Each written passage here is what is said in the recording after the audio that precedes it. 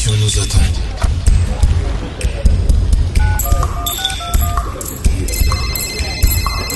Allô, je crois que j'ai un horoscope. Venez vite.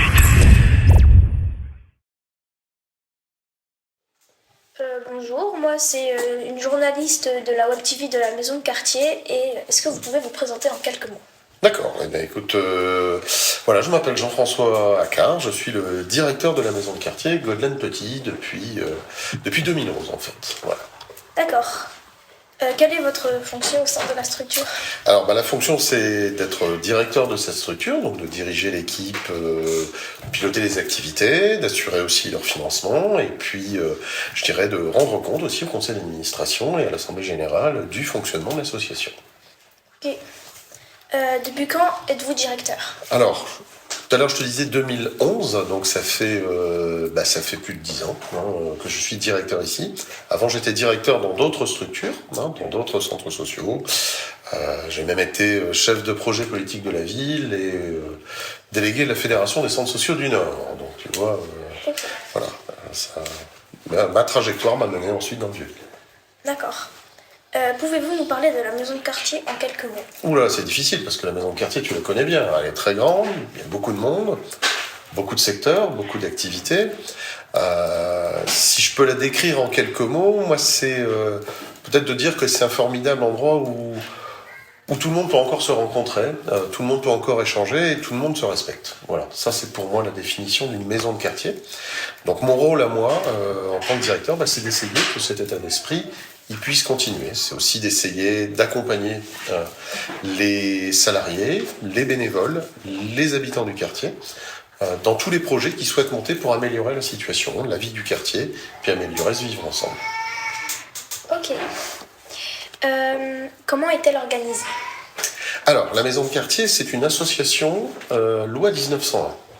Donc, association, ça veut dire quoi? Ça veut dire qu'il y a une structure qui la dirige, c'est l'Assemblée Générale. Donc l'Assemblée Générale, c'est l'ensemble de tous les adhérents. Cette Assemblée Générale va élire un conseil d'administration.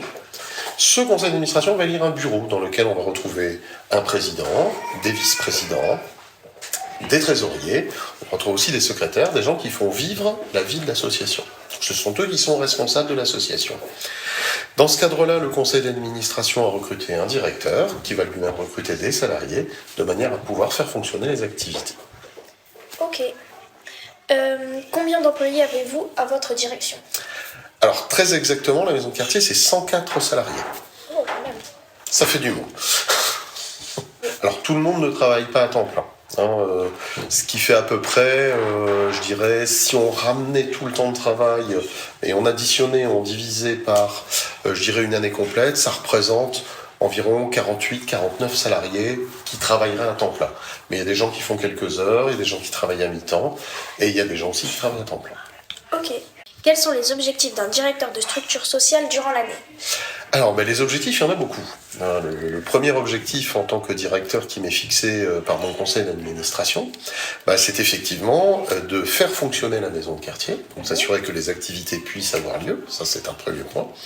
Donc c'est d'y affecter tous les moyens nécessaires, c'est-à-dire recruter des personnes, trouver des financements, s'assurer aussi que ces personnes et ces financements fonctionnent bien, et ensuite d'être toujours à l'écoute. C'est-à-dire d'être toujours en capacité de pouvoir aider de nouveaux habitants porteurs de projets, de pouvoir soutenir aussi des projets de l'équipe quand ils vont se manifester, de pouvoir aussi représenter la maison de quartier auprès des structures qui nous financent. Il faut savoir que l'argent de la maison de quartier, il vient de plusieurs institutions, au premier rang desquelles tu vas retrouver la ville de Lille, tu vas retrouver l'État, tu vas retrouver aussi la caisse d'allocation familiale qui joue un rôle majeur dans le financement et le fonctionnement de la maison de quartier. Donc je dois aussi rendre des comptes à ces structures-là dans l'utilisation des financements qui nous sont donnés. Ok. Combien fixez-vous vos objectifs si bien sûr vous en avez? Alors, mes objectifs, ils sont très clairs. Ils sont fixés dans ce qu'on appelle un contrat de projet. Alors, un contrat de projet, qu'est-ce que c'est? Eh bien, je t'ai parlé de financement tout à l'heure. Je t'ai dit qu'il y a une structure qui tient un rôle très particulier, c'est la caisse d'allocation familiale. La caisse d'allocation familiale, en fait, va nous octroyer l'agrément centre social. Donc, elle va dire à un moment donné, voilà, votre projet, c'est un vrai projet centre social, et moi, caisse d'allocation familiale, je vais vous soutenir, donc je vais vous financer. Bien évidemment, ils ne le font pas parce que je suis sympathique, ils le font parce que nous sommes engagés sur des objectifs sur 4 ans. Donc, voilà, nous avons réalisé un document qui est un document assez important et qui fait à peu près 180 pages. Oui, on ne s'ennuie pas.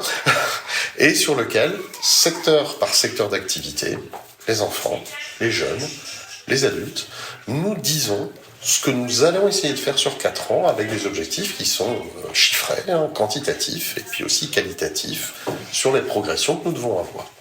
Ok. Pouvez-vous m'en citer quelques-uns ? Alors, si je peux te citer un objectif qui est le plus marquant pour nous au niveau de la maison de quartier, c'est effectivement d'assurer que nous soyons la maison de quartier du Vieux-Lille, c'est-à-dire que nous accueillons tous les publics du Vieux-Lille. Alors, et c'est complexe. C'est complexe parce que le Vieux-Lille, en fait, tu le connais bien, c'est un quartier qui est composé de plein de petits quartiers. Et je dirais chacun de ces petits quartiers, nous, notre rôle, c'est que les gens se côtoient, vivent ensemble, participent ensemble à des activités, participent ensemble à des projets, à des temps forts. Donc ça, effectivement, c'est un gros objectif, parce que il faut savoir rassembler des publics qui ne viennent pas forcément des mêmes endroits, qui n'ont pas forcément les mêmes intérêts, pour se dire, mais oui, finalement, on participe à la même chose. Je vais te prendre un exemple très concret pour décrire ça. Dernièrement, la maison de quartier a pu mettre en place une épicerie sociale et solidaire. Tu peux voir qu'un petit peu, à la fois au niveau des personnes qui viennent, mais aussi des personnes qui s'investissent, parce qu'il y a beaucoup de bénévoles qui se sont investis. Moi, j'ai eu la joie et le plaisir de voir que c'était des gens qui venaient d'un peu partout du Vieux-Lille donner un coup de main. Donc là, j'ai envie de dire, la maison de quartier a rempli son objectif. Ok. Quelle qualité faut-il selon vous pour travailler dans le social ? Y a-t-il un parcours type ou diplôme ? Alors, il faut des qualités, oui, c'est sûr. Il en faut plein. Tiens, mais je dirais, s'il y a vraiment une qualité que tu dois développer dans le social, c'est la qualité d'écoute. Il faut être capable d'écouter. C'est pas toujours évident. On vit aussi dans une période où on préfère avoir des choses qui sont faciles à penser, ça évite de se remettre en cause. Écouter, c'est savoir se remettre en cause. C'est savoir peut-être dire, en entendant la personne, en l'écoutant, que j'ai peut-être pas forcément raison. Donc, comment je vais apprendre ça ? C'est pas si simple. C'est pas toujours simple. Moi, j'avoue que parfois, j'ai mes idées aussi. Et le fait de travailler avec l'équipe de la maison de quartier dans toute sa diversité, ça m'aide beaucoup par rapport à ça, parce que mes idées, je me rends compte qu'elles ne sont pas parfois toujours bonnes, qu'elles peuvent être effectivement améliorées. Et donc, au final, ce qui importe, c'est pas que moi j'ai raison, c'est que ce qu'on puisse faire serve réellement aux familles et aux habitants. Donc voilà, s'il y a vraiment une qualité, c'est ça. Après, le social, c'est aussi des diplômes, c'est un métier, moi je le revendique. Tu travailles par exemple dans le secteur jeune. Alors il faut savoir que le secteur jeune, tu connais des personnes, tu connais Sofiane par exemple. Sofiane, c'est quand même quelqu'un qui a un bac+2, qui s'appelle un BEGEPS, donc dans l'animation socio-culturelle. C'est quelque chose qui lui permet de revendiquer un titre de coordinateur. On ne s'improvise pas animateur de secteur. Ce sont des responsabilités, ces responsabilités nécessitent des diplômes. Il y a aussi d'autres diplômes qui sont des formations sociales, donc éducateurs spécialisés, infirmières, puéricultrices aussi, que tu vas retrouver dans la maison de quartier. Voilà. Le social, c'est une nécessité de se former. Il faut se former, il faut passer des diplômes. Aujourd'hui, le BAFA n'est plus suffisant pour travailler dans un centre social. Ok. Vous venez de nous parler de certains dispositifs qui sont mis en place. Pouvez-vous nous dire d'où proviennent ces dispositifs ? Est-ce que l'idée vient de la maison de quartier du Vieux-Lille ou ce sont des dispositifs nationaux ? Alors, les deux.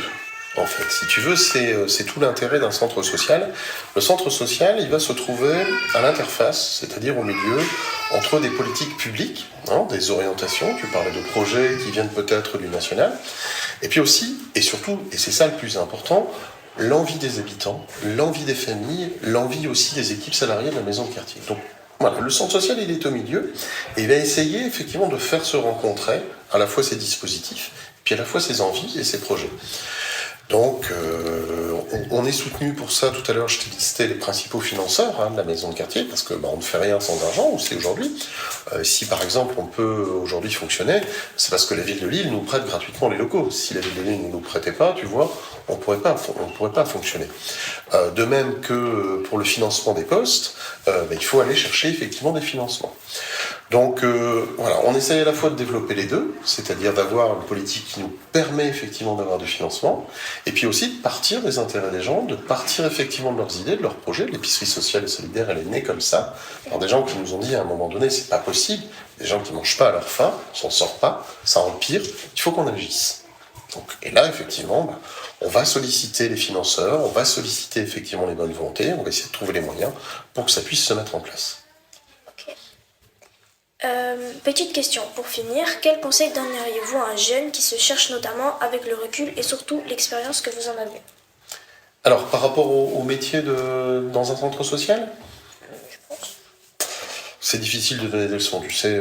Moi, j'ai plus de 50 ans, j'ai toujours tendance à dire que je suis le passé et que l'avenir, c'est toi. Donc, j'ai pas envie de te donner de conseils. Parce que les conseils, ça n'engage que celui qui les donne, tu le sais bien. Par contre, si je peux te dire quelque chose, c'est que ne laisse jamais personne t'enlever la confiance que tu as en toi. Et il faut que tu aies confiance en toi. Okay.